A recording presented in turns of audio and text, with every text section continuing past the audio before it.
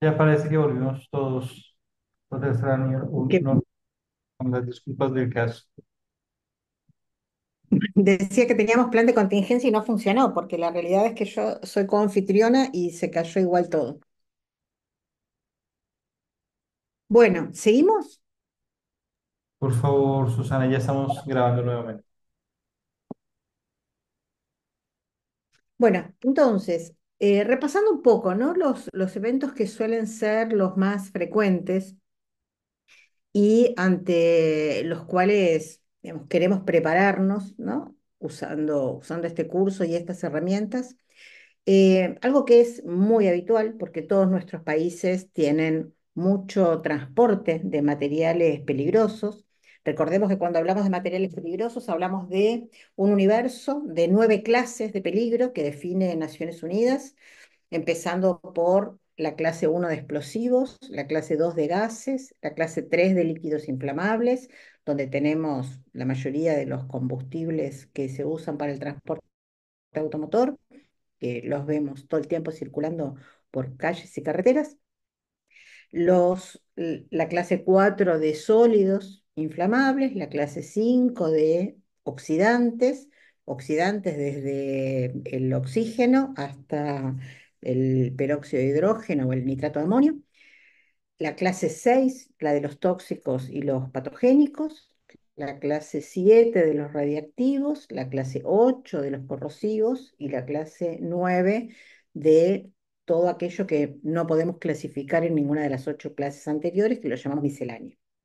Entonces, en este caso hablamos de un derrame que fue de ácido clorhídrico, digamos, ¿no? ¿Y qué vemos, ¿no? Como cosas que ya nos llaman la atención en lo que es la gestión de salud pública. Aquí en la imagen de la derecha tenemos una ambulancia, o sea, la ambulancia puede haber llegado primera al lugar, digamos, ¿no? Esa ambulancia, digamos, lleva personal de respuesta prehospitalario que cuánto sabe reconocer en este incidente de que estamos frente a materiales peligrosos, qué tipo de materiales peligrosos, a quién tiene que darle un alerta para que asista al lugar, cómo se tiene que proteger, digamos, cómo tiene que interactuar con el equipo que llegue, que puede ser del equipo de seguridad de la policía, puede llegar porque alguien se tiene que ocupar de que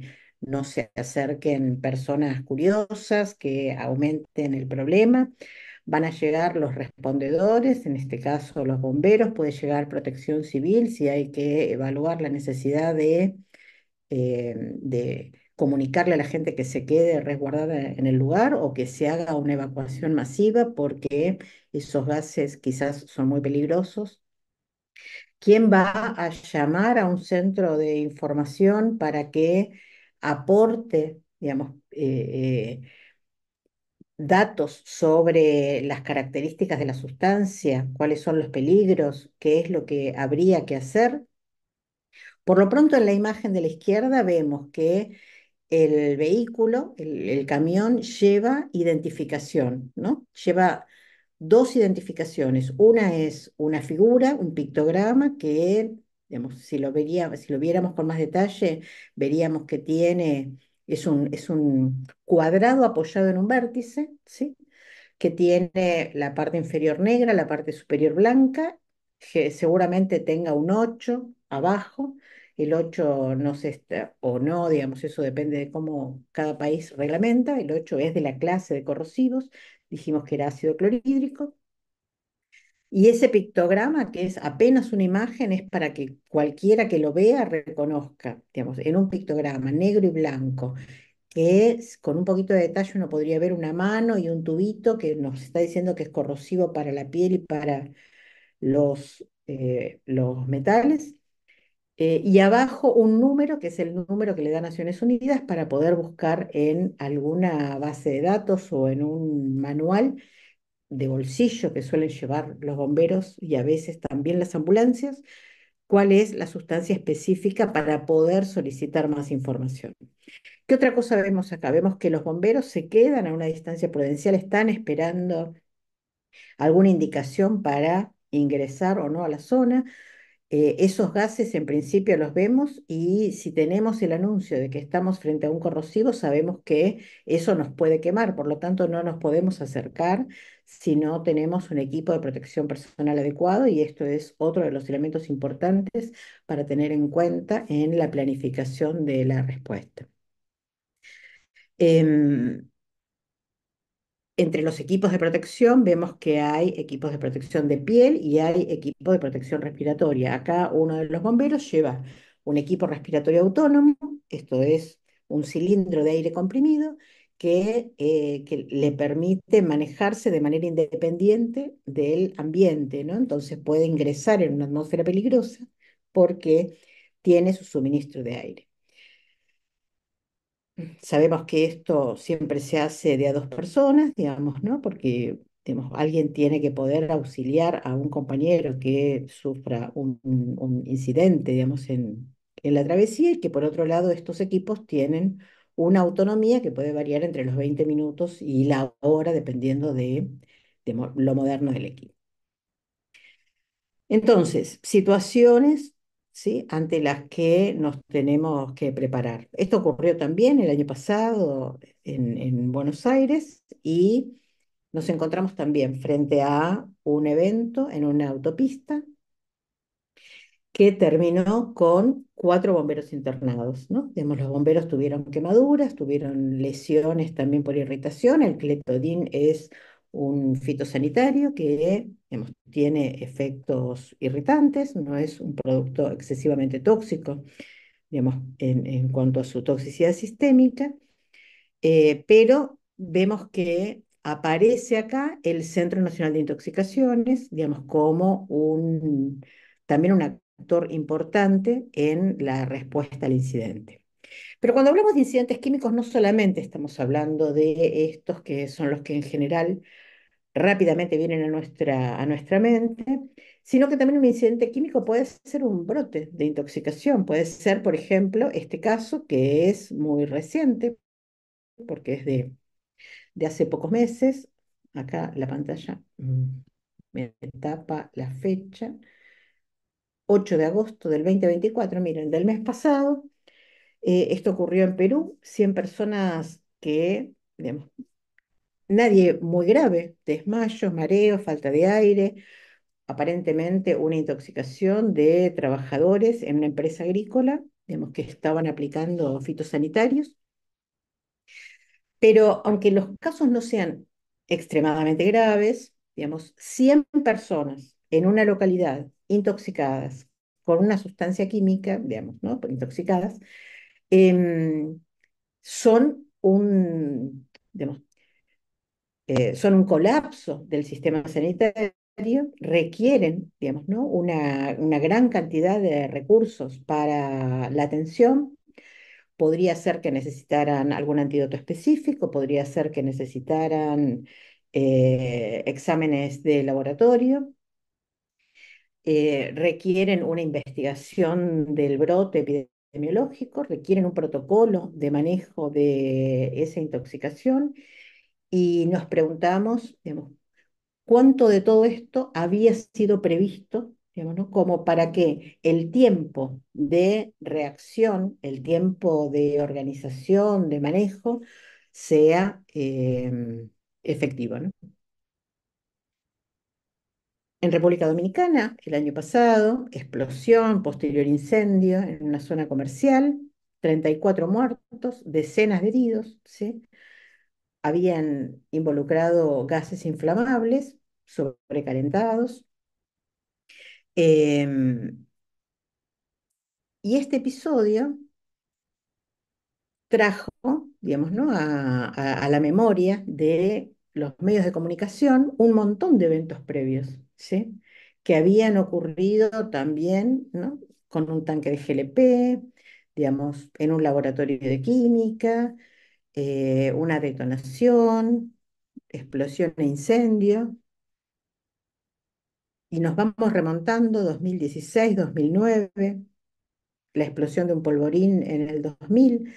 Entonces, uno de los ejercicios que proponemos, digamos, ¿no?, en el curso y que nos parece importante es que quien quiera abordar esta temática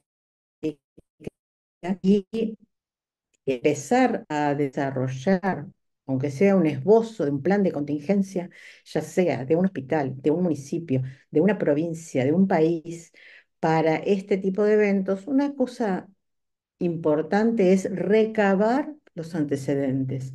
Digamos, ¿qué es lo que suele pasar? En general, tenemos muy malas estadísticas en el ambiente público, ¿no? En el sector gubernamental.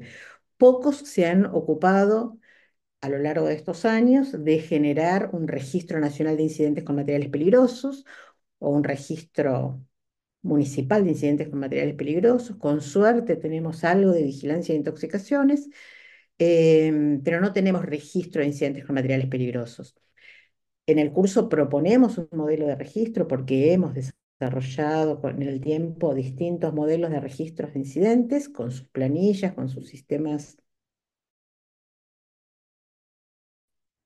de reformas de registros de incidentes que permiten que si responden los bomberos, notifiquen los bomberos, si responde la policía de ríos, por ejemplo, eh, notifique la policía de ríos, si responde la policía de frontera, notifique la policía de frontera, si responde, si el que detecta el caso es el centro de intoxicaciones o el hospital o el laboratorio, notifique, o sea, múltiples actores que pueden estar notificando a ese registro nacional de peligros, pero hasta que esto funcione o se desarrolle, hay algo que llamamos vigilancia de rumores, ¿no? Y la vigilancia de rumores es esto, ¿no? Es entrar a los medios de comunicación, que hoy los tenemos accesibles en general a través de Internet, y esto nos permite recabar mucha información, ¿no? Esto fue lo que hicimos acá,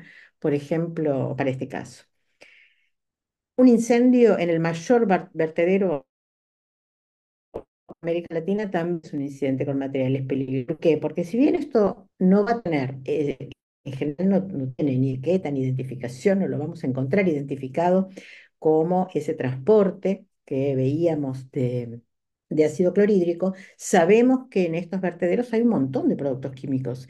Y además de los productos químicos, hay un montón de productos que se derivan precisamente de la combustión. Entonces, ese humo está lleno de productos químicos, muy difícil de poder identificar con nombre y apellido, con número de CAS, digamos, pero esto es un incidente químico y así lo tenemos que tratar. Y en estos vertederos hay mucha gente, digamos, ¿no? Entonces, es un problema de salud pública, su misma existencia con o sin fuego.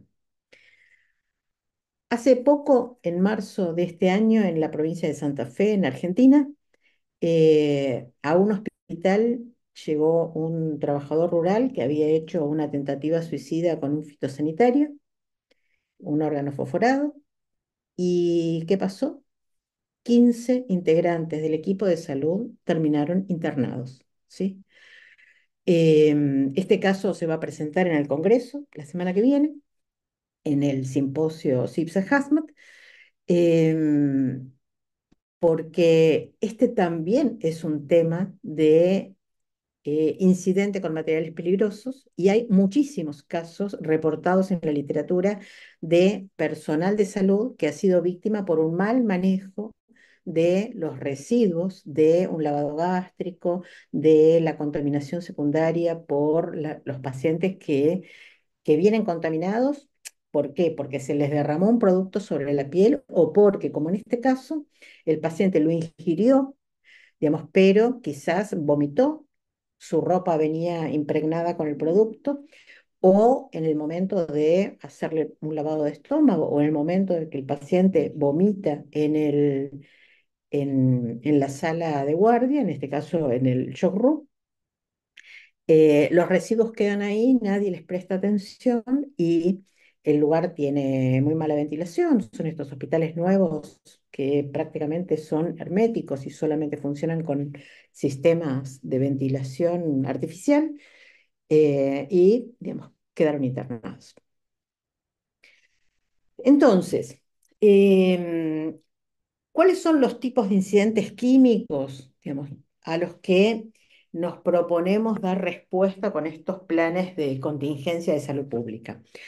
A la liberación repentina y evidente de gases o vapores al aire, o a la liberación súbita y perceptible de un aerosol, líquido o sólido. Discriminamos entre gases y aerosoles, o sea, entre gases y líquidos y sólidos en suspensión. ¿Por qué? Porque es distinta la dinámica que van a tener en el ambiente, las posibilidades que tienen de generar contaminación secundaria. Los gases en general no producen mucha contaminación secundaria porque no se depositan ni sobre superficies ni sobre las personas, y también, si bien lo pueden hacer, digamos, es más difícil que contaminen suelo, agua, digamos, mientras que los líquidos y los sólidos tienen mayor deposición y por lo tanto la posibilidad de que la contaminación de otras matrices, digamos, ocurra de manera rápida, por eso los clasificamos diferentes, ¿no? La liberación súbita y evidente hacia medios de contactos distintos del aire, o sea, cuando ya sabemos que el producto se derramó en el suelo o en el agua o, digamos, tomó contacto con productos de consumo o alimentos. El incendio de un edificio grande es un incidente químico, una explosión, un brote epidémico de enfermedad relacionada con productos químicos, obviamente, y fugas inadvertidas. ¿Por qué los clasificamos así? Porque cuando armamos un plan de contingencia, una de las recomendaciones es que tengamos presentes los escenarios posibles, ¿no? O sea, alguien que quiere desarrollar un plan de contingencia para el hospital, para el municipio, para la provincia, tiene que poder saber cuáles son los riesgos, ¿no? O sea, cuáles son las situaciones que pueden ocurrir. Entonces, vimos algunos ejemplos digamos, para empezar a marchar la mente, pero uno debería poder tener un mapa de riesgos, ¿sí? Y en base a ese mapa de riesgo, elegir escenarios y en base a esos escenarios desarrollar un plan que satisfaga todos los requerimientos de una buena actuación de salud pública. Entonces, ya con lo que estamos viendo, podemos perfilar que cuando hablamos de incidente químico, cuando hablamos de emergencia química, además de la presencia del químico, digamos, podemos tener víctimas humanas. En ese caso tenemos una emergencia toxicológica masiva, digamos, ya es otro capítulo, porque uno atiende la emergencia química. En general, de la emergencia química el personal de salud mucho no se ocupa, digamos, ¿no? Porque todo lo que implica la obturación, el recorte, la limitación de la exposición, digamos, es algo que pertenece más a los respondientes del sector de seguridad, de bomberos, de defensa civil, pero, digamos, cuando aparece la potencial afectación de personas, digamos, hablamos ya de una emergencia toxicológica masiva, de un evento de múltiples víctimas. En general, estamos preparados para atender eventos de múltiples víctimas, entonces podemos tomar los planes que tenemos para eventos de múltiples víctimas y agregarle el componente de la sustancia química, ¿no? El componente toxicológico. El, digamos, ¿qué le tenemos que agregar a un plan de respuesta de múltiples víctimas? Digamos, que considere la identificación de la sustancia, la valoración de los riesgos que puede haber por la absorción de esa sustancia, qué medicación específica se necesita, qué laboratorio específico se necesita, bueno, cosas que vamos a ir viendo. Y además tenemos el componente de la emergencia ambiental, porque ya vimos que esa sustancia química no se queda necesariamente en el lugar donde ocurrió la emergencia, sino que puede contaminar agua, objetos de consumo, suelo, y esto también implica, digamos, personal entrenado para eso, y en los planes de emergencia ambiental considerar, digamos, que esa emergencia ambiental tenga un origen químico y sea una emergencia toxicológica masiva. Entonces, normalmente tenemos planes, hace muchos años que planificamos, y existen en general muchos planes en todas las unidades administrativas de gobierno. Eh, Acá la cuestión es que los planes dialoguen entre sí y que incorporen la hipótesis del incidente químico y de las víctimas contaminadas. Bueno, a lo largo del curso lo que vamos a ver también es, digamos, un detalle de cuáles son las características que tiene cada uno de estos siete tipos, siete modalidades de incidente que vimos, ¿no? Entonces, digamos, no nos vamos a detener ahora, pero sí para que lo sepan, digamos, por ejemplo, acá tenemos la liberación repentina y evidente de gases o vapores al aire, tiene una evolución típica, tiene determinados elementos de evaluación de riesgo, tiene algunos aspectos destacados de salud pública y hay ejemplos que se desarrollan, hay aproximadamente entre 30 y 40 casos que a lo largo del curso estudiamos. Como dijimos, hay 5 fases del plan de contingencias que hay que considerar. En general uno piensa en la respuesta, ¿no? Digamos, o por lo menos, bueno, los que hemos trabajado en emergencias o los que venimos del área más asistencial, eh, siempre nos preocupa la respuesta, ¿no? Si tenemos todo lo que necesitamos para actuar. Sin embargo, ¿sí? Vemos que la respuesta es solo una parte, digamos, ¿por qué? Porque si empezamos por la respuesta, digamos, ¿no? Podemos elegir. Después de la respuesta hay que recuperarse, digamos, ¿no? Después de la respuesta quedaron cosas, quedó un sitio contaminado, quedó gente con secuelas, digamos, quedó gente que hay que seguir valorando porque pueden aparecer nuevas complicaciones. Hay muchas lecciones aprendidas que hay que transformar en acciones de prevención, ¿sí? Digamos, para que eso no vuelva a ocurrir y para que los errores que se cometieron no se vuelvan a cometer, ¿sí? Y hay que planificar y preparar, si no lo teníamos hecho, en base a la experiencia, o revisar los planes y preparativos en base a lo que se demostró que no funcionó, que siempre encontramos cosas que no funcionaron, ¿sí? Y los sistemas de detección y alerta. ¿Por qué? Porque sabemos que cuanto más rápido se detecta un problema y cuanto más rápido se dé la alerta y cuanto mejor funcione el flujograma de avisos, los problemas van a ser muchos menores y las secuelas también. Entonces, estas 5 etapas tienen cada una un montón de recomendaciones que podemos seguir y sobre la que muchísima gente ha escrito en base a su experiencia y que por lo tanto, digamos, podemos aprovechar. Hablamos de mapa de riesgo, hablamos de valoración de riesgo. Vamos a ver también que en cada una de las etapas de un incidente, desde la detección hasta la recuperación, hay un proceso de evaluación de riesgos que hay que hacer. En la planificación, decíamos, necesito tener un mapa de riesgos para saber a qué me voy a preparar, digamos, ¿no? ¿Qué tengo que planificar? ¿Cuáles son los problemas que pueden ocurrir? Pero después, cuando tengo el primer alerta del incidente, tengo que hacer una evaluación de riesgo. Tengo que saber si voy a estar frente a algo que me va a implicar 2 víctimas, 10 víctimas, 200 víctimas. Digamos, cuál es el peor escenario con el que me voy a encontrar.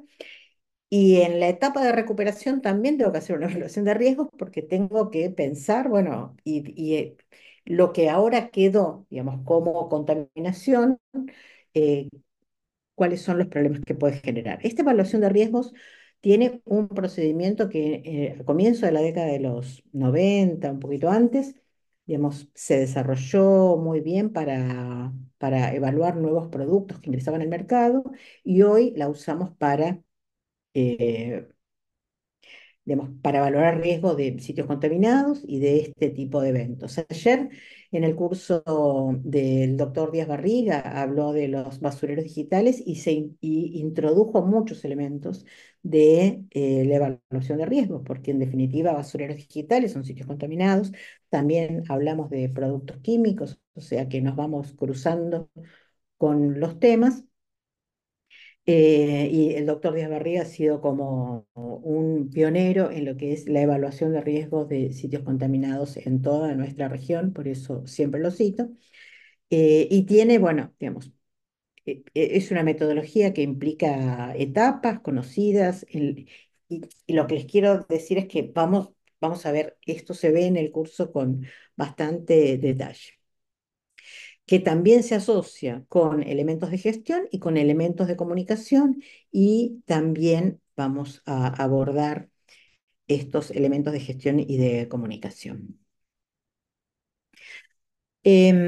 Contarles que en el curso tiene para ir ilustrando, digamos, ¿no? Cada uno de estos temas, videos, ¿sí? Sobre, digamos, situaciones que han ocurrido y que nos parece que, digamos, puede ser bastante, que bueno, lo han hecho además, los desarrolladores lo han hecho muy interactivo y es muy, muy fácil de seguir.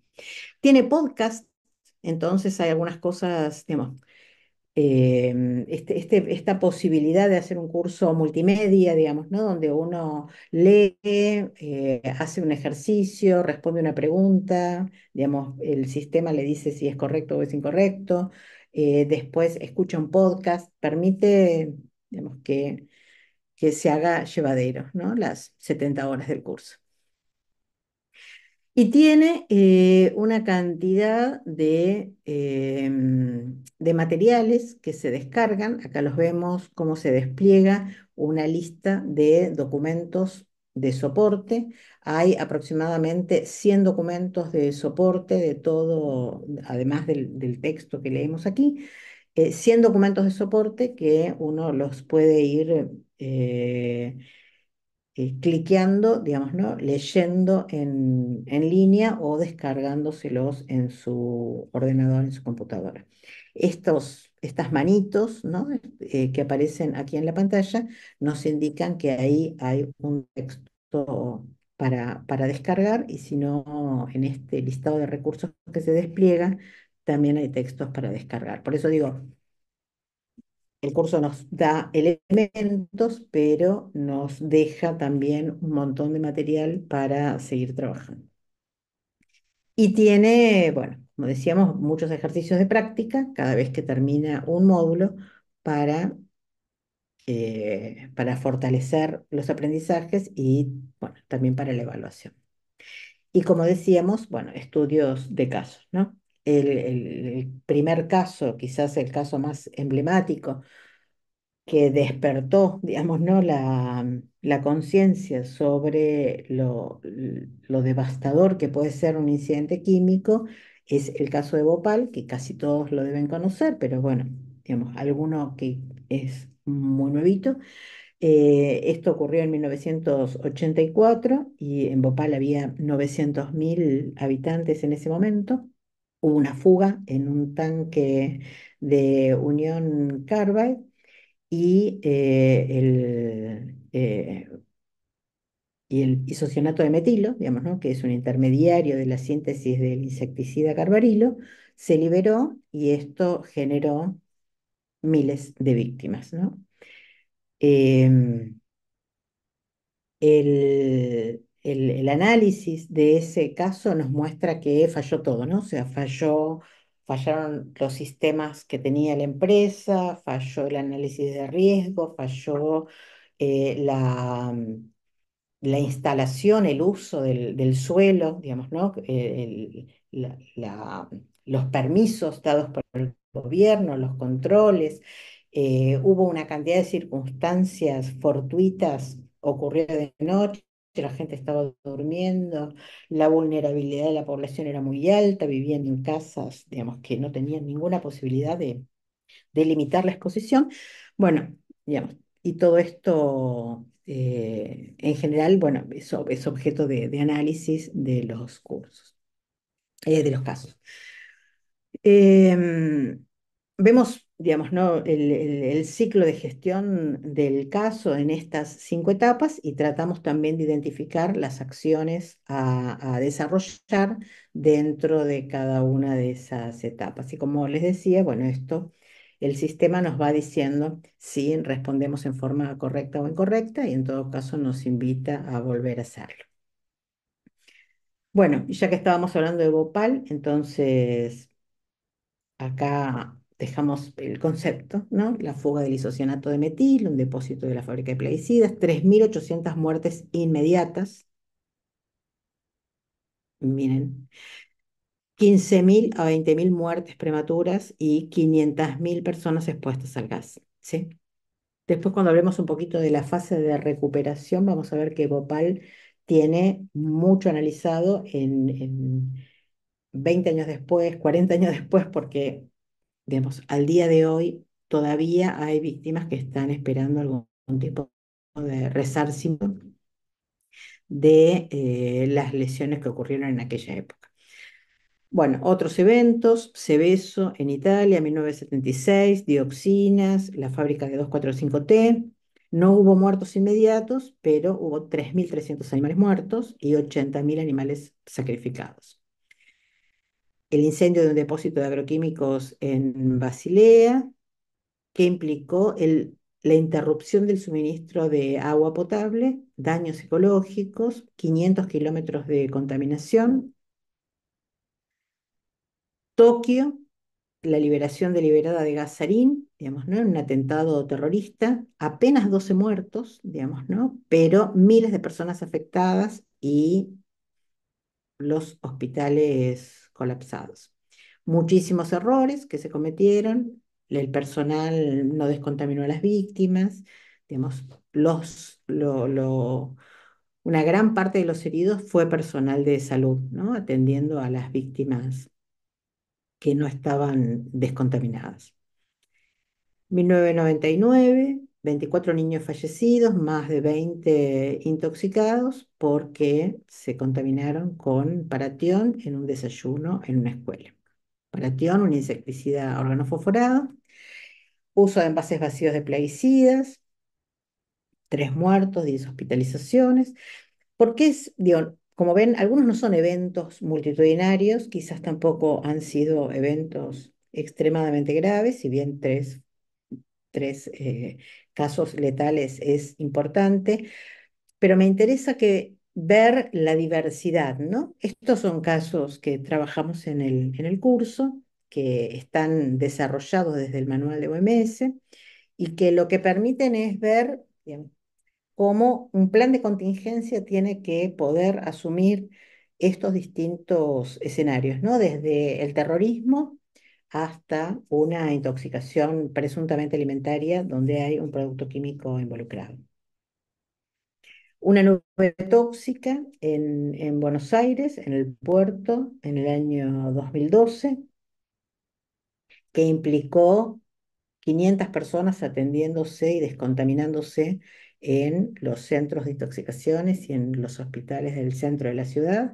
Acá están todos los centros de intoxicaciones que intervinieron, las consultas personales, las consultas telefónicas, las embarazadas, digamos, bueno, todo lo que fue el desarrollo de ese episodio, digamos, que implicó una puesta a prueba de la red de toxicología de la ciudad y sus alrededores. Bueno, y en este curso lo hicimos con una cohorte de Ecuador y de El Salvador, porque si bien es un curso de autoaprendizaje, digamos, como dijimos, está disponible para que cada uno ingrese en el campus virtual y lo haga. Hubo 2 pedidos de El Salvador y de Ecuador para desarrollar la capacitación con el personal de los centros de intoxicaciones, del Ministerio de Salud, de las áreas de gestión de riesgos, de emergencias y de desastres.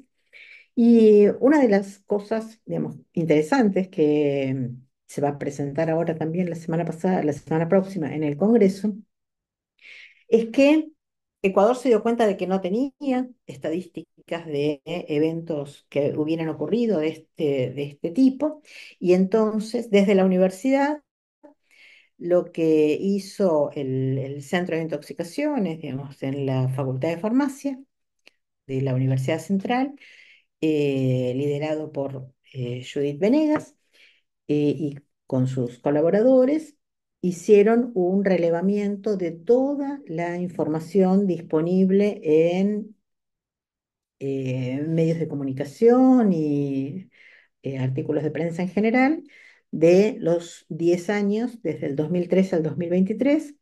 Digamos, en el curso tenemos disponible una planilla, digamos, ¿no? Que ya está formateada para relevar, digamos, ¿no? Los datos claves de esos incidentes y tener, por lo tanto, una primera aproximación a cuáles son los riesgos posibles. Bien,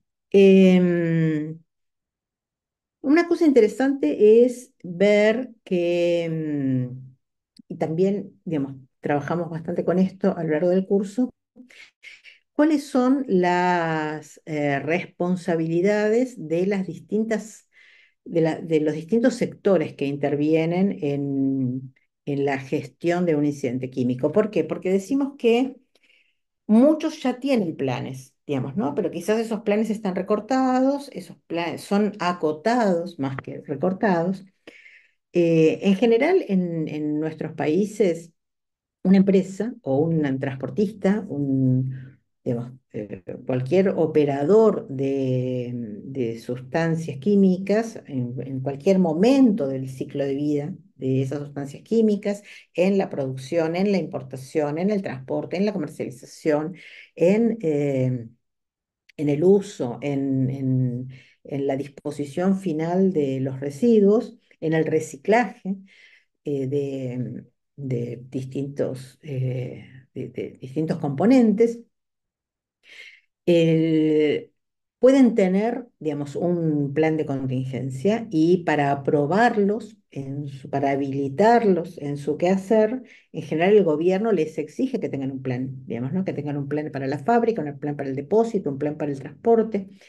Eh, A su vez, las autoridades tienen un plan, digamos, ¿no? En general, digamos, la Protección Civil tiene sus planes, Salud tiene sus planes, digamos, para responder a emergencias con múltiples víctimas. Los bomberos tienen sus planes.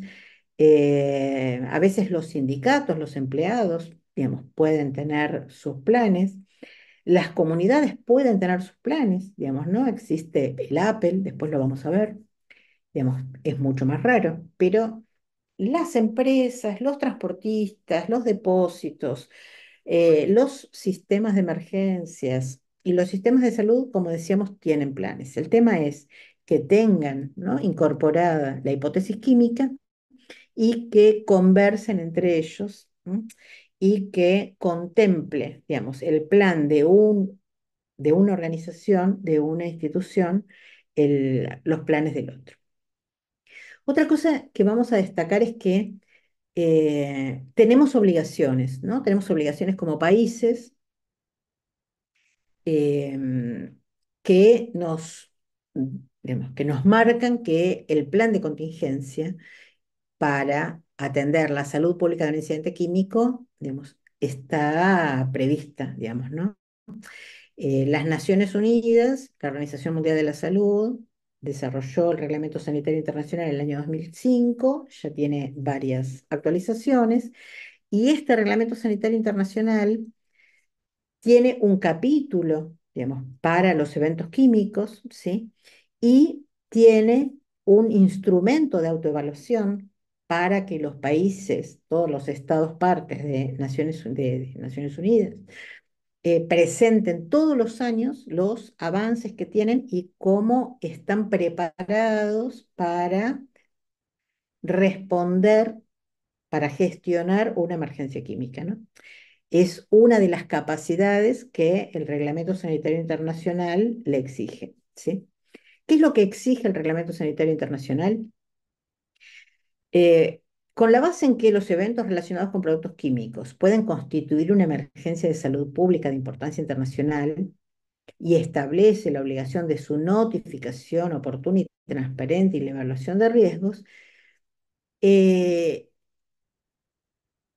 especifica que se refiere a un riesgo para la salud pública de otros estados por medio de una propagación internacional de precursores de enfermedades, como los productos químicos presentes en aire, agua, alimentos o artículos, y que puede requerir una respuesta sanitaria internacional coordinada. En base a esto, ¿qué quiere decir? A ver, digamos, los países tenemos fronteras, digamos, entonces algo puede ocurrir de todo lo que vimos, que se incendie un basural a cielo abierto, que vuelque un camión, que haya una explosión, que haya una intoxicación masiva porque se contaminaron alimentos.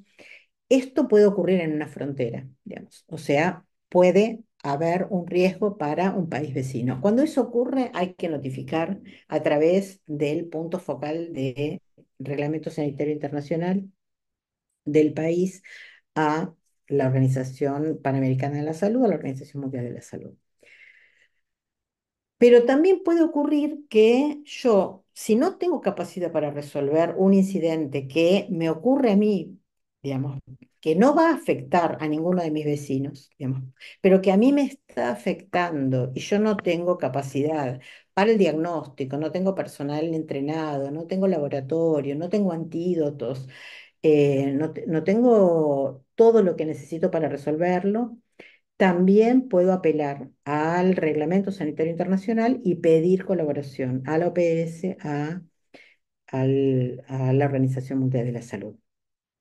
Entonces, saber esto, digamos, ¿no? Y saber que anualmente nuestros países están reportando cuál es su nivel de capacidades, nos permite eh, bueno, nos permite darle fuerza, digamos, ¿no? A la necesidad de gestionar que las autoridades, ¿no? Se ocupen de que haya un plan de contingencia para incidentes químicos.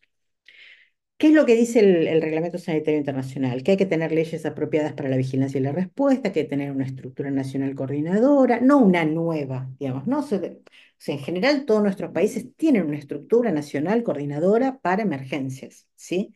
Que tiene distintos nombres, que está en distintas reparticiones.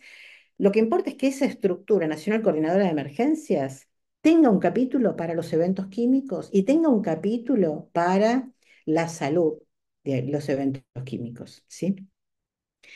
Después lo vamos a mencionar, digamos, pero existe algo que se llama em,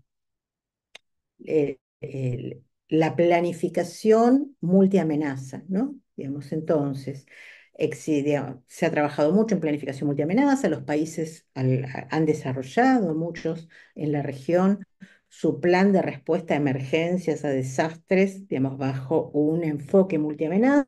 Esto significa que yo no hago un terremoto, un plan para una inundación, un plan para un tsunami, un plan para un incendio de gran magnitud.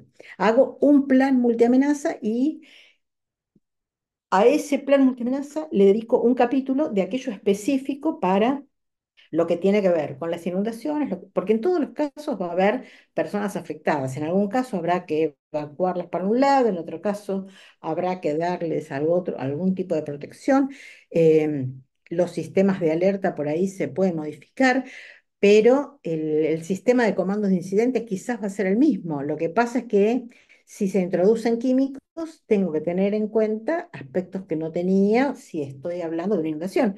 Digamos, por ejemplo, tengo que introducir un procedimiento de descontaminación de víctimas. Digamos, ¿no? ¿Cómo lo voy a hacer? Bueno, eso, digamos, lo voy a tener en el capítulo de los químicos dentro del plan multiamenaza. Pero si yo ya tengo el plan multiamenaza, no me pongo a hacer un plan nuevo. Agarro ese y le agrego, digamos, ¿no? Los procedimientos específicos. Un sistema nacional de vigilancia de eventos químicos con, bueno, los recursos para la vigilancia y las evaluaciones epidemiológicas. Todos tenemos sistema nacional de vigilancia, ¿sí? No sé si de eventos químicos. Algunos tenemos un sistema nacional de vigilancia que solamente le presta atención a los plaguicidas, otros agregan el metanol, otros agregan eh, el, digamos, la saxitoxina, digamos, ¿no? O el botulismo, o los metales, el plomo, el arsénico, bueno, cada cual, digamos, el mercurio, ¿sí? Temas nacionales de vigilancia, vuelvo a decir, digamos, así como están, agregarle el capitulito del evento químico. Un plan de respuesta que aborde todos los aspectos de salud, la coordinación y colaboración entre las partes interesadas, como decíamos, gobierno, industria, representantes de sectores, mecanismos de evaluación y reducción, un centro especializado de orientación sobre diagnóstico y tratamiento de intoxicaciones. Fíjense, el Reglamento Sanitario Internacional dice que tiene que haber un centro especializado de orientación sobre el diagnóstico y tratamiento de intoxicaciones. Hoy prácticamente todos los países tienen un centro especializado de orientación en nuestra región. Uno de los más recientes ha sido el de la República Dominicana. Digamos, felicitaciones por eso. Em, pero vemos que en algunos países algunos centros están como retrocediendo, ¿no? Centros que existían han perdido apoyo, han perdido, se han visto recortados en funciones, en capacidades, y esto tiene que ser un llamado de atención, digamos, porque, digo, cada día en las obligaciones internacionales más avanzamos en la necesidad de tener estos centros de apoyo, que son los que realmente saben del manejo de las víctimas expuestas a sustancias químicas. Y lo último, suministros suficientes para atender a múltiples víctimas, equipos de descontaminación, antídotos, dispositivos médicos en establecimientos de asistencia médica apropiados y el número suficiente. Felicitaciones a El Salvador, hoy mandaron aviso de que llegó una compra de antídotos que hicieron, así que, bueno, en algunos lugares vamos bien. Bien, dijimos que el Reglamento Sanitario Internacional obliga a los países a presentar un estado de situación de cumplimiento, ¿no? De esta capacidad, que es la capacidad 14, que es la capacidad de respuesta a eventos químicos. Y fíjense que, digamos, solamente a título informativo, se reconocen 5 niveles, ¿no? O sea, un país puede decir, yo estoy en el nivel 1, en el nivel 2, en el nivel 3, en el nivel 4, en el nivel 5. Tenemos toda una guía que también desarrollamos el año pasado para que los países se autoevalúen, digamos, ¿no? Con todos los elementos que necesitan para poder decir si están en nivel 1, 2, 3, 4, 5. Esto es importante porque el país hace una reflexión sobre y cuál es su plan de mejora para poder ir acercándose a un nivel más alto. Fíjense lo que se pide, ¿no? Desde el Reglamento Sanitario Internacional, que un país diga que tiene capacidades suficientes para gestionar la salud pública de un evento químico. Nivel 1, si se están elaborando mecanismos y recursos para la vigilancia de eventos químicos, ¿sí? Primer nivel.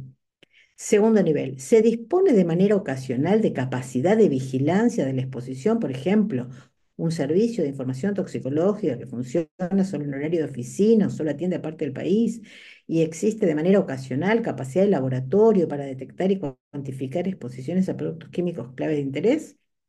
¿Hay permanentemente abierto un sistema de información toxicológica o servicio nacional equivalente que realiza la vigilancia de la exposición a sustancias químicas y comunicación de alertas? Nivel 3.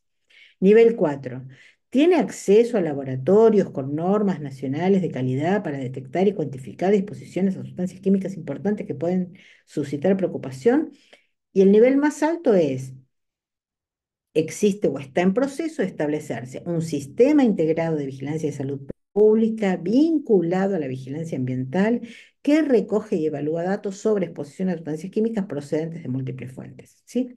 Ese sería como el estándar más alto donde yo tengo vigilancia de salud y vigilancia de ambiente y eso me permite tener un sistema de detección que, digamos, me anuncia, me alerta rápidamente de que algo está ocurriendo, ¿no? Digamos, que funciona mal. Algo que está ocurriendo porque lo detecto en el aire, porque tengo monitoreo de aire que me dice los niveles de monóxido de carbono, los niveles de PM2.5, los niveles de PM10, digamos, están, digamos, por encima del sistema de alerta. o el nivel de benceno en los alrededores de una refinería, digamos, ¿no? O porque tengo detección, digamos, en el mercado central de residuos de plaguicidas en alimentos, o porque tengo un control habitual a través de un área de bromatología de contaminantes en el agua, ¿sí? Entonces, puedo tener una alerta sin que haya víctimas, solamente porque llevo un sistema de monitoreo ambiental, ¿sí? En zonas críticas que han sido evaluadas como de riesgo y donde yo me anticipo a que pueda haber problemas. Bueno, ahí arriba está la figurita de la guía donde están estos indicadores. Bueno, y no sé si es cada 3 o 4 años, cuando se reúne la Conferencia Sanitaria Panamericana, los países presentan sus informes y esto da una puntuación, es cada 5 años. 2017-2022, la próxima va a ser en el 2027, y acá vemos cómo están para lo que es la capacidad 14, o sea, para la capacidad de respuesta a incidentes químicos, digamos, el Caribe, digamos, con 38 en la última puntuación, esto es sobre 100, ¿sí? América del Norte con el puntaje más alto, 87, digamos. Después le sigue América del Sur, después le sigue América Central y por último el Caribe, digamos. Entonces, esto también lo que permite es poder definir prioridades, decir, bueno, ¿dónde nos concentramos para mejorar esas capacidades o por lo menos cuáles son los países que están reconociendo que les falta capacidad? Como estuvimos hace poco en Dominicana con este tema también, digamos, ¿no? Teníamos este gráfico que muestra, digamos, bueno, cómo se califica cada uno. Entonces, acá vemos que, por ejemplo, Guyana, acá vemos la capacidad 14, la anteúltima columna, que es la de eventos químicos, y vemos que Guyana dijo 80, Haití dijo 20, Honduras dijo 20, Jamaica dijo 80, México dijo 80, Nicaragua dijo 40, Panamá dijo 80, Paraguay dijo 60, Perú dijo 40 y Dominicana dijo 100. Interpelados personalmente, dijeron que no creían que estuvieran en 100, pero bueno, este fue el informe que salió del país. También importante, ¿no? Considerar. Bueno, acá están los distintos promedios de capacidades. Comentarles que, bueno, como ya les dije, para poder construir este estado de situación del país, digamos, ¿no? Si alguien quisiera decir, bueno, a ver, señores, tenemos que trabajar en esto, ¿m? Vamos a hacer un reglamento de en qué lugar estamos, solamente para para este indicador que nos pone Reglamento Sanitario Internacional. Hay una guía que es Orientaciones para completar el instrumento de autoevaluación para la presentación anual del informe de estados partes, que lo hicimos el año pasado, y donde tenemos las preguntas de orientación, digamos, ¿no? Para poder, digamos, para que esto está bien, esto termine en un cuadrito con un número, como dijimos, 40, 80, 60, pero si lo queremos usar como una herramienta para trabajar internamente, digamos, dentro del país, es bueno que esto tenga fundamento, ¿no? Entonces, respondernos las preguntas nos deja abierto lo que no está y hay que hacer, ¿sí? Acá están las distintas preguntas, bien. Em, y la guía tiene un anexo que es sobre específicamente el Plan Nacional de Contingencia para la Gestión de Salud Pública de los Incidentes Químicos, ¿no? Que también puede ayudar para revisar, digamos, qué es lo que tenemos y no tenemos, o tenemos parcialmente y en lo que hay que trabajar. Bien, bueno, todo esto sirve como introducción y yo ahora lo que voy a hacer es una recorrida rápida por los distintos módulos, ¿sí? El módulo 2, como estamos hablando de eventos químicos, digamos, que por supuesto afectan toxicológicamente, ¿sí? Son sustancias ajenas que producen daños tóxicos y cómo hablamos de eventos que pueden tener múltiples víctimas y la epidemiología es precisamente la descripción, el estudio de la distribución de signos, síntomas de enfermedades en una población. Le dedicamos un módulo a las nociones básicas de toxicología y epidemiología, sobre todo pensando en personas que están en la gestión de salud pública o en distintas áreas. Este curso lo han hecho gestores de bomberos, de protección civil, digamos, de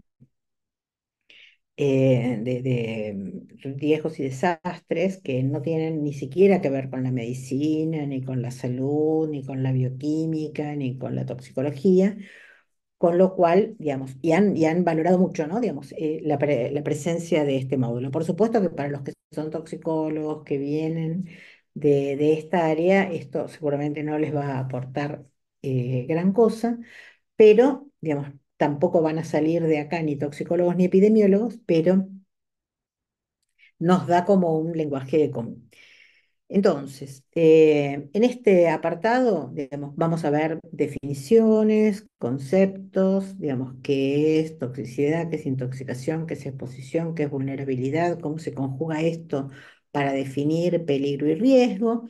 Vemos conceptos de toxicocinética, o sea, cómo se mueve el tóxico dentro del organismo, digamos, ¿no? O sea, cómo se absorbe, cómo se distribuye, cómo se metaboliza, cómo se excreta, cuánto tiene que ver con, digamos, la forma de presentación de la sustancia química para que la sustancia, digamos, dentro del organismo circule como circula y tenga los procesos, digamos, que tiene, digamos, que esto nos ayuda después también a comprender cómo intervenir, ¿no? En el caso de un paciente intoxicado.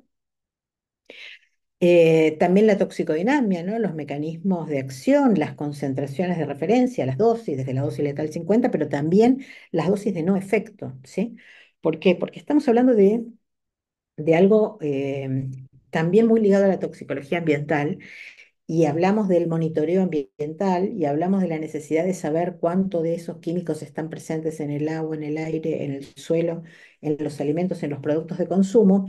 Y es importante saber no solamente la dosis a la que hace mal, sino la dosis a la que no hace nada, digamos, ¿no? La dosis que no tiene riesgo, que tiene mínimo riesgo, ¿no? Como es el MRL que define la Agencia de Sustancias Tóxicas y Registro de Enfermedades de los Estados Unidos. Em, Porque yo tengo que poder decir también en una evaluación de un incidente químico, este sitio hay que remediarlo o este sitio no hay que remediarlo porque lo que tiene como sustancia, como cantidad, como dosis que puede impactar en las personas, no me va a representar un riesgo y por lo tanto no tengo por qué dedicarle recursos a esa evaluación, ¿sí? Definiciones de toxicidad local y sistémica, digamos, definiciones, ¿sí? Hacemos una entrada en el sistema globalmente armonizado de clasificación y etiquetado de productos químicos por dos motivos. El SGA es hoy, digamos, ¿no? Em, el principal glosario de toxicología que tenemos armonizado a nivel internacional, ¿sí? Nos define 10 10 clases, sí, de peligros para la salud relacionados con productos químicos y nos define criterios para clasificar los productos químicos en esas 10 clases de peligro y en las distintas subcategorías de cada una de esas clases. Es un manual pensado para la comunicación de peligros, ¿no? Para la comunicación de peligros a los trabajadores, a los respondientes de emergencias y al consumidor en general de productos químicos. Entonces, nos dice cómo llamar las cosas, con qué criterios colocarlos en una clase y categoría para ponerle una determinada identificación y cómo comunicarle a la población o a la población trabajadora, como decimos, a la población que responde, o a la población usuaria, no solamente cuáles son los peligros, sino también cómo prevenirlos, cómo actuar frente a una emergencia, cómo manejar residuos, cómo almacenarlos, ¿sí? Em, es un marco global para poder manejar una comunicación de peligros de manera armonizada en todo el planeta. Entonces, ciñámonos a eso. Muchos países ya lo han internalizado, la Unión Europea ya en el año 2010, en el año 2012 Estados Unidos, en el año 2015 Argentina, digamos, y así Brasil. Algunos países no lo han internalizado aún, pero están en proceso de. Y más allá de eso, digamos, como digo, es una manera de hablar hoy en toxicología, ¿sí? Em, ¿Qué vemos? Vemos que el sistema globalmente armonizado nos propone una manera de señalizar los peligros, ¿sí? A través de pictogramas, a través de palabras de advertencia, a través de indicaciones de peligro y a través de consejos de prudencia. Cuatro elementos, digamos, del sistema globalmente armonizado. Cómo esos elementos se conjugan en una etiqueta y cómo esos elementos se conjugan en una ficha de datos de seguridad que debería acompañar a cada producto químico. Entonces, nos introducimos un poco en ver cuáles son las 16 secciones de la ficha de datos de seguridad, aprender que en la sección 2 está la identificación de peligros, en la sección 4 están los primeros auxilios, en la sección 11 está la información toxicológica y en la sección 12 está la información ecotoxicológica y eso lo vamos a encontrar en cualquier ficha de datos de seguridad que se haya hecho en los últimos 10 años, cumpliendo con el sistema globalmente armonizado. Y como decimos, nos define las 10 clases de peligro, entre las cuales está la carcinogenicidad, con los criterios para considerar si una sustancia es carcinógena para humanos o es probablemente carcinógena para humanos, si una sustancia es tóxica para la reproducción, si es demostradamente tóxica para la reproducción en humanos o es una sustancia probablemente tóxica para la reproducción en humanos. Esto nos cruza con el próximo curso que es el de disruptores endocrinos, digamos, porque, bueno, los endocrinos tienen mucho que ver con la toxicidad para la reproducción. También nos vamos a introducir en la identificación de los toxidromes. Los toxidromes son los conjuntos de signos y síntomas que han sido reunidos para poder dar una indicación de a qué sustancia tóxica podría haber estado expuesta, digamos, una paciente o un grupo de pacientes, ¿sí? Tenemos identificados 10 toxidromes, o sea, 10 conjuntos de estos signos y síntomas. Acá los vamos a revisar. En general son cuadros agudos em, que tienen, bueno, características que permiten que, viendo cómo ventila el paciente, la frecuencia cardíaca, la temperatura, la tensión arterial, el nivel de conciencia, las pupilas, las mucosas y la piel, uno pueda decir si está frente a algo que está siendo afectado por una sustancia con efecto simpático, colinérgico, anticolinérgico, opioide, sedativo, digamos, y es de mucha ayuda. También nos introducimos en el tema del laboratorio, vemos los biomarcadores toxicológicos que existen, los biomarcadores de exposición, los biomarcadores de efecto, el rol del laboratorio toxicológico, el rol que le asignan los manuales de investigación de presuntos brotes de enfermedad que podrían ser de origen químico. Este es un manual de la Organización Mundial de la Salud, traducido al español del año 2022 y que es sumamente útil, digamos, y el que esté trabajando en el orden de los formularios, de los papeles, de un sistema de gestión dentro del laboratorio, digamos, ¿no? Esto es muy útil y los hemos recuperado dentro del curso para ponerlos a disposición y entonces tienen ya anexos y formularios que pueden adaptar a sus laboratorios sobre las matrices de vigilancia biológica, equipos de pruebas, orientación para la obtención y manipulación de muestras, formularios para solicitar análisis, formularios sobre la cadena de custodia. lista tabular para los análisis de laboratorio, digamos, herramientas, ¿no? Herramientas para trabajar. Recordamos que el Reglamento Sanitario Internacional nos hablaba de que había que tener capacidad de laboratorio para muestras biológicas y capacidad de laboratorio ambiental, y también en esto se avanzó, digamos, escribiendo directrices para un centro de intoxicaciones que tiene un componente de laboratorio, y hay también directrices, digamos, sobre cómo llevar a cabo un programa de aseguramiento de calidad de los laboratorios por parte de la Organización Mundial de la Salud, ¿no? Acá están las imágenes de los textos y, como decimos, está el texto para descargar.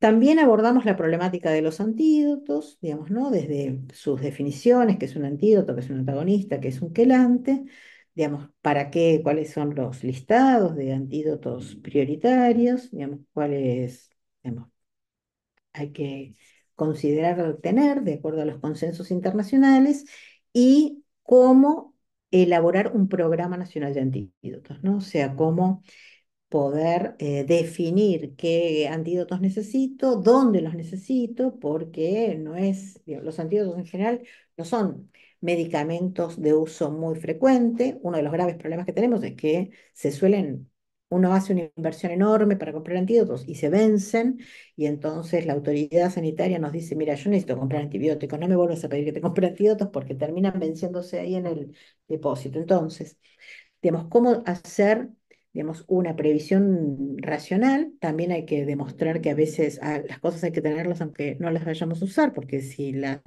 necesitamos y no las tenemos es peor, pero generar sistemas de intercambio, de préstamo, de control de stock que nos permita em, evitar, digamos, ¿no? La caducidad que puede traer estos inconvenientes. Y como dijimos, tenemos un capítulo para las nociones básicas de epidemiología aplicada a los incidentes químicos. Hacemos un recordatorio de que tenemos un curso básico de autoaprendizaje en epidemiología ambiental, digamos, en el campus virtual de salud pública, de donde tenemos muchos elementos para aplicar a nuestra gestión de salud pública de las intoxicaciones. Tenemos este manual que decíamos, ¿no? Del 2022 de OMS, del que tomamos, bueno, lo del laboratorio, pero también muchos elementos para lo que es el estudio de brote y la vigilancia de eventos químicos, con, digamos, un análisis de las ventajas y desventajas, lo que se puede aprovechar y cómo manejar las distintas fuentes de información de salud, desde un censo, un registro de defunciones, los ingresos hospitalarios, la estadística de asistencia sanitaria ambulatoria, los registros de cáncer, los registros de anomalías congénitas. ¿Por qué? Porque sabemos que cuando tenemos eventos químicos, muchas preocupaciones empiezan a rondar alrededor de, y esto va a traer cáncer, y esto va a traer malformaciones congénitas, está habiendo más abortos, está habiendo más niños nacidos con teratogénesis. Y entonces, tenemos datos de base para poder decir cuál es, digamos, la línea de base, qué es lo esperable, y si realmente podemos detectar aumentos, que igual no van a ser cosas agudas, ¿no? Los distintos tipos de vigilancia, la vigilancia pasiva, la activa, las centinelas, digamos. Un centro de intoxicaciones, un laboratorio toxicológico, ¿nos puede servir como unidad centinela de vigilancia de eventos químicos? Seguro que sí, pero hay que preverlos, digamos, ¿no? Hay que poder tenerlo eso armado. Y después, bueno, nociones básicas de epidemiología, que es un estudio descriptivo, que es un estudio analítico, los distintos tipos de estudios descriptivos y analíticos. Como digo, no van a salir de acá epidemiólogos, pero por lo menos vamos a saber de qué hablamos cuando hablamos de un estudio de casos y controles o un estudio de cohortes en el seguimiento de una población que estaba afectada por un evento químico. ¿Y cuáles son las limitaciones de estos estudios epidemiológicos, no? Hay un trabajo acá muy interesante de 20 años de estudios epidemiológicos de cáncer hechos en los Estados Unidos, que dicen, digamos, que revisaron 428 investigaciones que evaluaron 567 cánceres de interés, se confirmó un aumento en la incidencia para 72 categorías de cáncer. Tres de ellos estaban vinculados con un grado variable de certeza a exposiciones hipotéticas, pero solo una investigación reveló una causa clara, ¿sí? Y esto es lo que en general nos encontramos siempre, ¿no? Muchas sospechas de que tenemos aumentos, clústeres de cáncer que se asocian con el basural, la fábrica, el derrame, pero resulta que si se hace un estudio epidemiológico y se revisan los antecedentes, podemos llegar a estas conclusiones. Módulo 3, prevención. En el módulo de prevención, uno dice, bueno, a ver, ¿cuánto podemos hacer nosotros desde salud en la prevención de los incidentes químicos? ¿Cómo yo voy a prevenir que se vuelque el camión, que se incendie el basural, explote un polvorín? Y la verdad es que quizás tenemos poco que hacer, excepto notificar, digamos, aquellas cosas de las que nos enteramos y participar de los análisis de causa raíz, de los análisis de fallos que hicieron que esa cosa pase, digamos, ¿no? Y bueno, como bien todos sabemos, digamos, ¿no? Los que venimos por lo menos del área de la salud, hay distintos niveles de prevención. Hay una prevención primaria, secundaria, terciaria y también podemos prevenir las cosas en las cosas que salieron mal en la detección, alerta, planificación y respuesta. Eh, Nos ceñimos a una categorización que habla de capas de protección preventiva y mitigadora. Esto es muy interesante tenerlo claro porque en general las capas preventivas son las que permiten que la cosa no ocurra, digamos, ¿no? En el origen, que la válvula no falle, que no ocurra la colisión, que no ocurra el vuelco, digamos, que no ocurra la explosión, digamos, pero una vez que ocurre, digamos, ¿no? Digamos, ¿qué capas de protección mitigadora? ¿Cómo hago yo para evitar que si se derramó quede contenido en un lugar antes de ir a una alcantarilla y a contaminar una fuente de agua, ¿sí? Y una cosa interesante que la vamos a ver en el módulo 8 es que estas cosas pueden ocurrir en los hospitales, ¿sí? El módulo 8 es un módulo de casos especiales, ¿no? Entonces, el módulo 8 nos habla de terrorismo y de eventos químicos en establecimientos de salud. Entonces, los eventos químicos en establecimientos de salud puede ser el incendio en el quirófano, porque hay gases inflamables y porque hay bisturíes eléctricos, digamos, ¿no? Y es todo un capítulo de la emergencia química hospitalaria. Pero también el incendio puede ocurrir en la farmacia, donde también hay inflamables, en el laboratorio, donde también hay inflamables, en el depósito de los líquidos de diálisis, donde hay peróxido de hidrógeno de 250 volúmenes, que es oxidante y si está mal almacenado se quema. Y entonces, en el hospital o en el establecimiento de salud o en el laboratorio, nosotros tenemos cosas para hacer, digamos, ¿no? Como en la prevención, ¿sí? Ahí ya no somos solo espectadores ni colaboradores. Bueno, una cosa importante es identificar si tenemos normas que regulen todos aquellos aspectos críticos, digamos, que pueden llevar a un incidente químico, ¿sí? Y para eso, digamos, ¿no? Proponemos hacer un relevamiento, digamos, ¿no? De la legislación que hay sobre la planificación de uso de suelo, el otorgamiento de licencias, los reglamentos de construcción, los controles de transporte, salud y seguridad de los trabajadores, establecimiento de una base de datos sobre lugares peligrosos, control de sitios de eliminación de desechos, bueno, digo, un montón de ítems que en general tiene legislación. Entonces, uno puede recopilar esa legislación, cuánto es nacional, provincial, estadual, municipal, cuál es el grado de inspección, de cumplimiento que tienen, si realmente tienen personal, digamos, si el personal tiene vehículos para ir a hacer inspecciones, con qué frecuencia se hacen las inspecciones, qué capacitación tiene ese personal. Relevamiento que, digamos, tiene un cuadrito que también les proponemos, un formulario, digamos, ¿no? Hecho para que registren si se deciden hacerlo todos estos puntos y como digamos, uno dice, eh, es, puede identificar aspectos para mejorar y reforzar.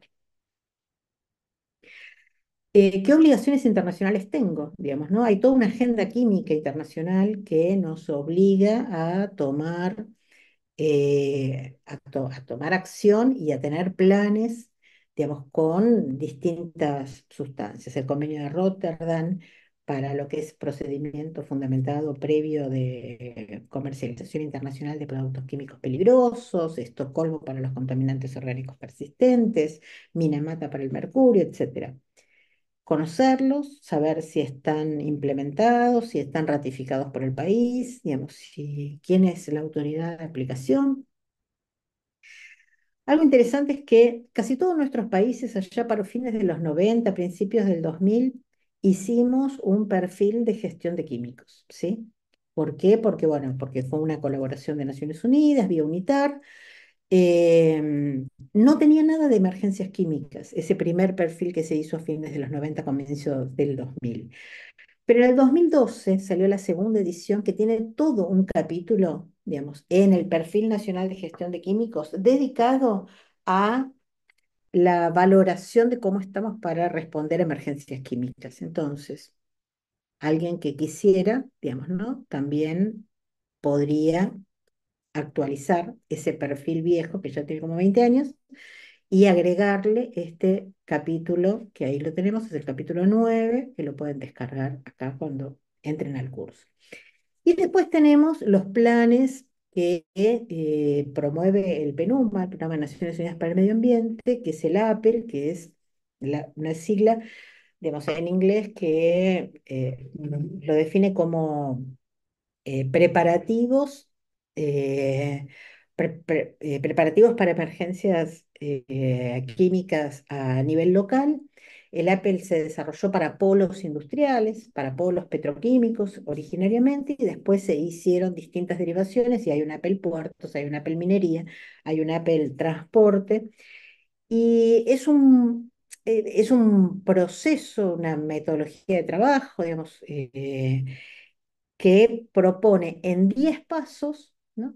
Reunir al gobierno, a la industria y a la comunidad para que planifiquen en un lugar, digamos, ¿no? Donde están instalados los peligros, cómo van a responder juntos, digamos, ¿no? Y cómo se van a preparar, cómo se van a entrenar, cómo van a hacer los simulacros, digamos, para que digamos, para eficientizar también la respuesta, ¿no? Digamos, esto significa, si yo tengo varias empresas que están todas en un mismo parque industrial, digamos, que compartan información sobre lo que tiene cada uno, que se entrenen, digamos, las brigadas de respuesta a emergencia de cada una de las fábricas, digamos, cómo van a clasificar una emergencia que permita decir, bueno, si se me desborda mi capacidad de respuesta, yo le pido ayuda a fulano y mengano que están alrededor y le doy intervención al cuerpo de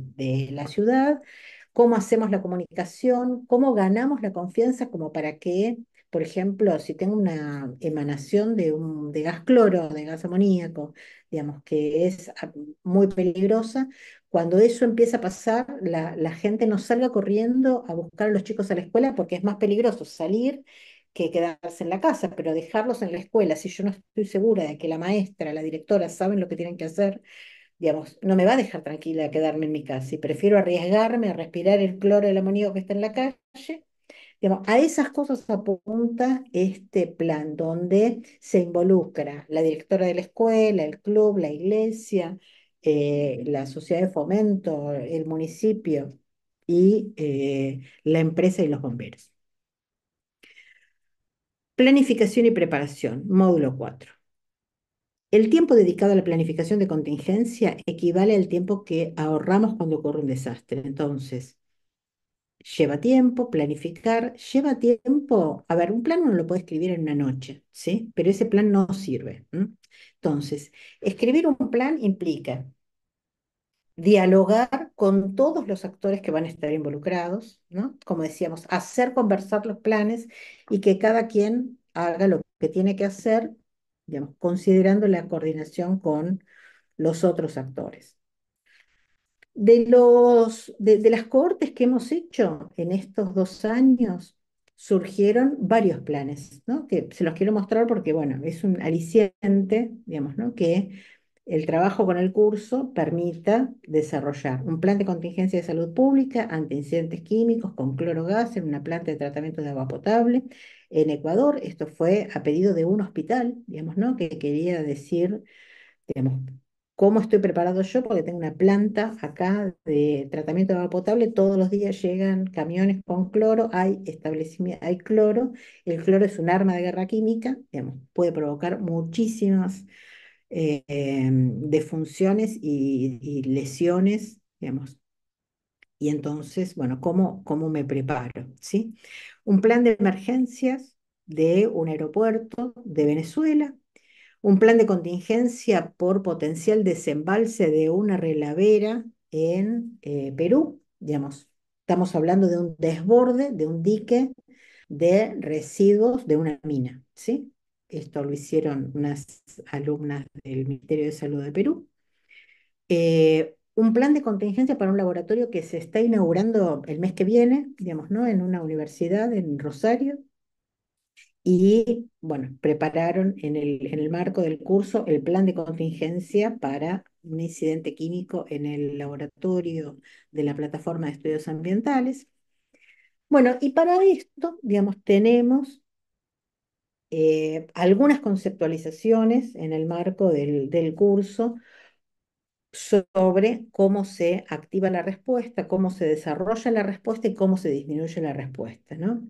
Digamos, cuál es el rol, el lugar que acá ocupan los planes de contingencia y cuáles son las funciones para la gestión de la respuesta, ¿no? El liderazgo y la gestión, la coordinación con los socios, la información y la planificación, las operaciones de salud, la logística, el apoyo operativo, las finanzas y la administración, todo lo que tiene que estar en el plan y todo lo que requiere procedimientos operativos estandarizados, ¿no? O sea, eh, si podemos, tenemos que anticiparnos a que esté escrito quién se va a ocupar de hacer compras de insumos que no estaban previstos y que solamente los voy a necesitar si tengo una emergencia con múltiples víctimas, donde voy a necesitar antídotos que no tenía previsto, digamos, o em, duchas de descontaminación,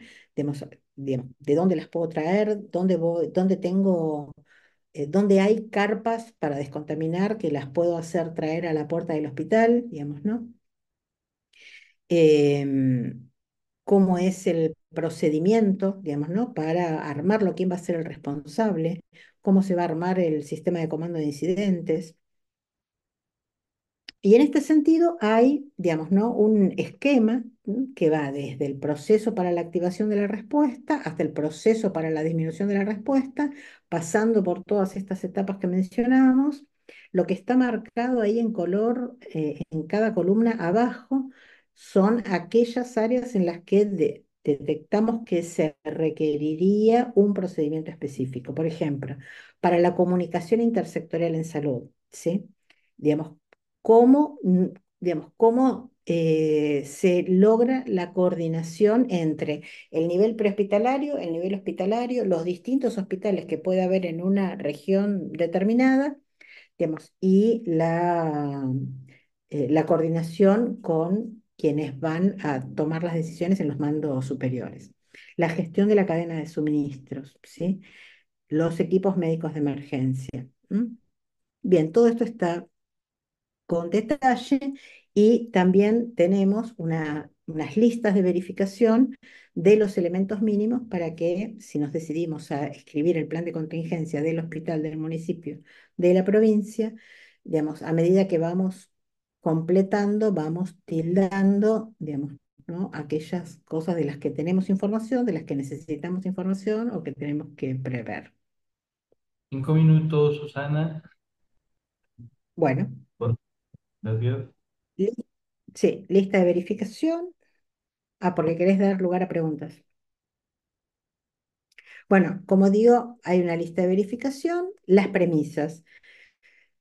El plan de contingencia tiene que afrontar eventos químicos con enfoque multiamenaza, tiene que ser flexible, tiene que ser eficiente, tiene que integrar funciones comunes para la respuesta. Como digo, no tiene por qué ser algo nuevo que vamos a sacar hoy de la galera, sino que tiene que tomar lo que ya tenemos y agregarle la hipótesis química, ¿sí? Teniendo en cuenta cualquier tipo de amenaza, magnitud, frecuencia de presentación y si la evolución va a ser súbita o lenta, ¿sí? Tiene que ser conciso, preciso. Uno ve planes de contingencia donde la gente dice, debería hacerse, debería, no debería nada. O sea, el plan me dice lo que hacemos, no lo que el manual dice que se hace, ¿sí? Se actualiza cada 2 años y se hacen ejercicios de simulación por lo menos una vez al año. Si no, es algo vacío, ¿no? Es letra muerta. ¿M? Tenemos el marco de respuesta multiamenaza del sector de la salud, como decíamos, como marco general y un muy buen manual de OPS sobre cómo hacer simulacros y simulaciones. Y un curso en el campo virtual sobre el sistema de comando de incidentes para hospitales, que también nos ayuda mucho, que es un sistema de comando general, pero que lo podemos aplicar a los químicos. Y pensar en cómo fortalecemos la capacidad humana, o sea, cómo entrenamos a la gente en todo esto. Tenemos ejemplos de listas de verificación de otros marcos, digamos, que nos pueden servir. Bueno, y en 5 minutos vemos lo que nos queda. Detección y alerta, los indicios epidemiológicos, digamos, como decíamos, si yo tengo montado un sistema de vigilancia, puedo prever, puedo anticiparme a eventos que empiezan a ocurrir para responder rápido. Tengo un número de teléfono de emergencias o un sitio de internet ampliamente difundido 24 horas para que se denuncien los incidentes químicos a las autoridades competentes. Si no, ¿lo puedo crear? Seguro que sí.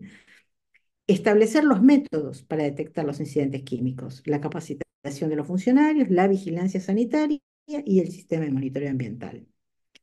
Los etiquetados, las 9 clases de Naciones Unidas para el transporte, el sistema globalmente armonizado.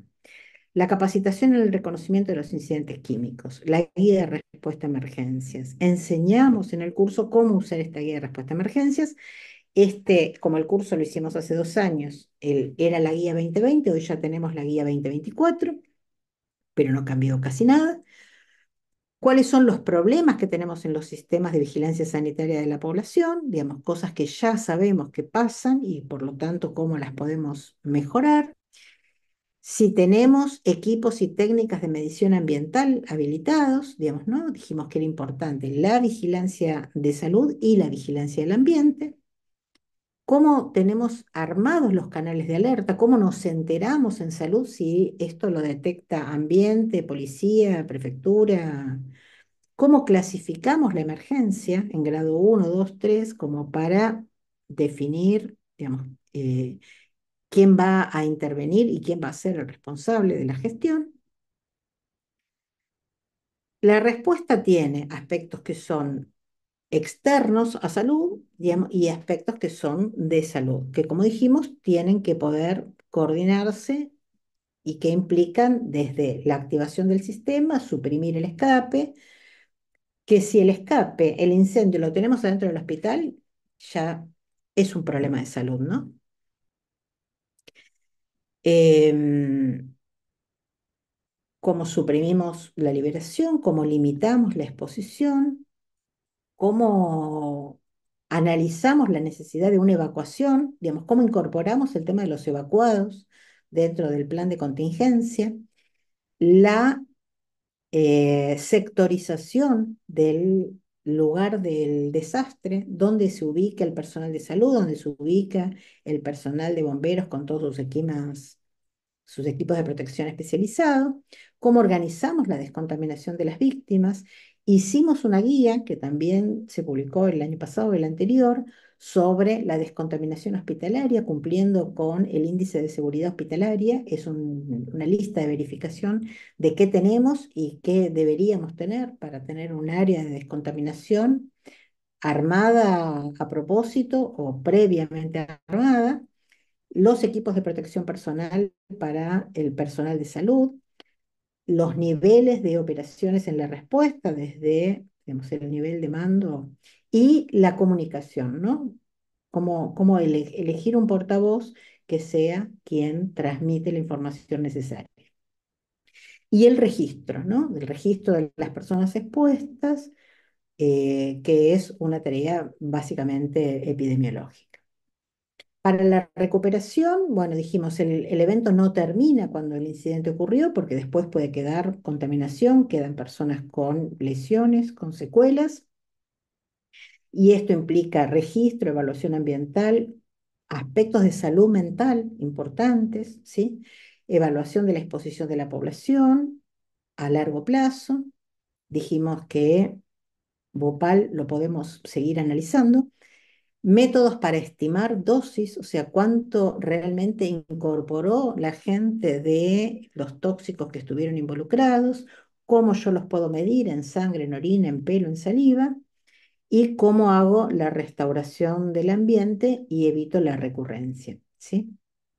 El análisis de los factores causales y cómo lo comunico al mundo para que quede en bases de datos y todos aprovechen la información. Y por último, como dijimos, nos concentramos en aplicar todo lo que vimos a casos de terrorismo químico. Una cosa que tiene el terrorismo químico es que nos ofrece un escenario improbable, pero de gran magnitud. Y yo siempre sostuve que si nos preparamos para atender un evento terrorista con armas químicas, estamos preparados para atender cualquiera de todos los eventos que analizamos.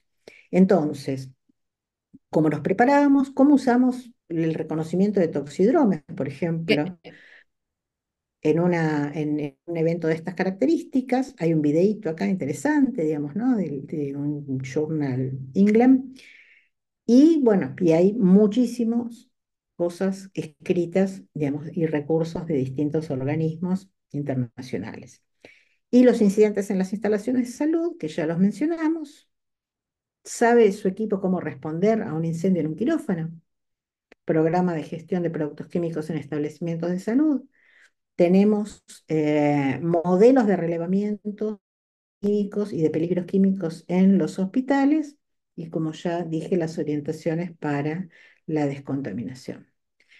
Bueno, estos son todos los recursos que se pueden descargar durante el curso y ya terminamos. Gracias.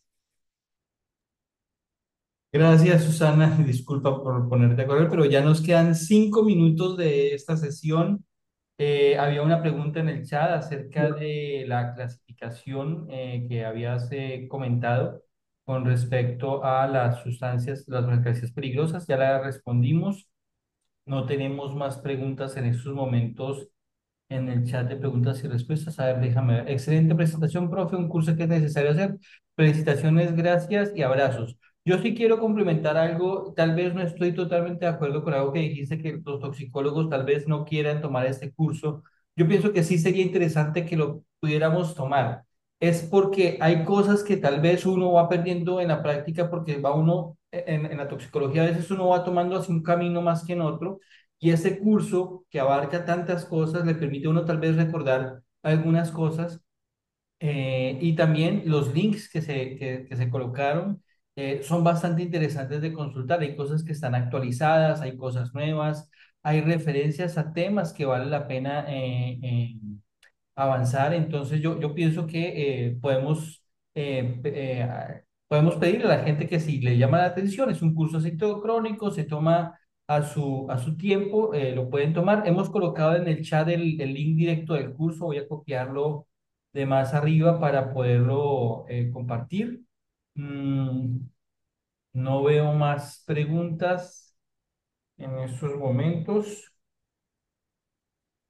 Aquí voy a compartir nuevamente el curso.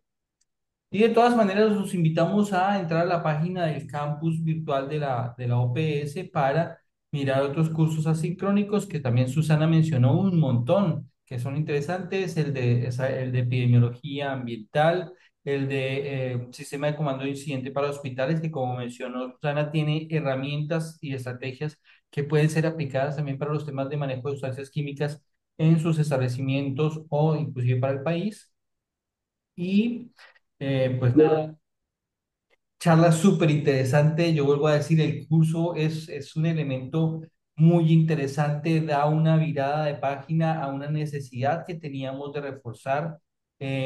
Estamos muchas personas trabajando en los temas de toxicología en las Américas, pero aún carecemos de tener una mayor cantidad de personal que nos ayude a mirar esos temas. Yo sostenía siempre a mis estudiantes que la toxicología tiene algo muy particular y es el diagnóstico de lo que no se ve. Lo que no nos enseñan, no aprendemos a verlo en un paciente. Entonces, un toxindrome puede ser confundido con muchas otras enfermedades generales y a veces esa falta de conocimiento de los temas de toxicología, de los riesgos de exposición ocupacional y paraocupacional, hacen que los diagnósticos de intoxicación puedan ser inclusive tardíos en personas, por ejemplo, que elaboran con exposición a productos químicos. Por eso la importancia de que no solamente el médico, las enfermeras, personal sanitario, que trabajan en estos temas tenga un abordaje, un acercamiento a los temas de toxicología, no solamente desde la academia, porque a veces es un brochazo simple, sino que traten de profundizar para tener una mayor apreciación de estos temas. Muy bien, por aquí agradecimientos, Ahí dejé mi correo electrónico. por No, digo, favor. dejé mi correo electrónico porque hay gente que pide presentación. La presentación nosotros no la vamos a publicar porque nos resulta medio complicado. Vamos a publicar el video de esta charla y tenemos, por supuesto, el curso en línea. Pero si alguien quiere esta presentación en particular que yo hice hoy, me la pide por correo electrónico y yo se la puedo enviar. Perfecto, Susana, muchas gracias. A todos, muchas gracias por su participación. Vamos casi que a las presas, vamos ya para la otra sala, porque después viene nuestra querida y adorada Teresa desde Nicaragua con el tema de disruptores endocrinos, que también es altísimamente interesante. Susana, mi agradecimiento por la participación, por la organización de esta actividad y de nuevo el reconocimiento a los 25 años de la Red Oxlack y que sigan las actividades. Un abrazo a todos.